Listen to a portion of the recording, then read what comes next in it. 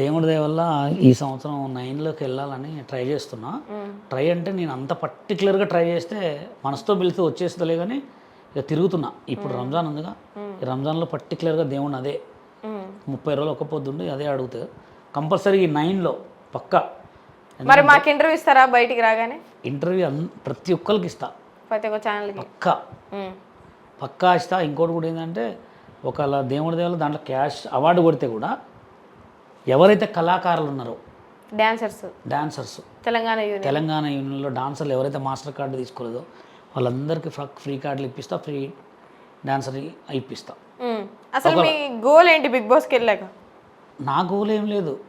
అంటే ఫేమ్ కోసం వెళ్తున్నారా, లేకపోతే 10 మంది మంచిగా చెప్పడానికి దాంట్లో మెసేజ్లు కూడా ఇవ్వచ్చు. బిగ్ బాస్లో మంచితనం కూడా ఉండొచ్చు, మంచితనం కూడా వచ్చు. గేమ్స్ ఆడవచ్చు, మనం వాళ్ళకి హెల్ప్ కూడా చేయొచ్చు, అన్నీ సృష్టించవచ్చు. ఒకవేళ మీరు బిగ్ బాస్కి వెళ్తే ఎన్ని వీక్స్ ఉంటారు? టాప్ 5 ఉంటారా? నాకు అది ఐడియా లేదు. ఎందుకు ఐడియా లేదు? అంచనా ఉంటుంది కదా మనిషి. అంటే ఆడ సిచ్యువేషన్ అసలు ఏం గేమ్స్ ఉంటాయన్న తెలియదు కదా.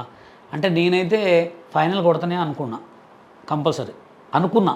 ఎందుకంటే ఆడదాకా వచ్చిన దారి అంటే దేవుడు ముందుకే నడిపిస్తారు, కానీ నెక్కి రానియడు. ఇప్పుడు ఆడదాకా తీసుకుపోవడే దారి దేవుడు ఇచ్చినట్టు, ఇంకా ముందుకు నెడుతూనే ఉంటాడు.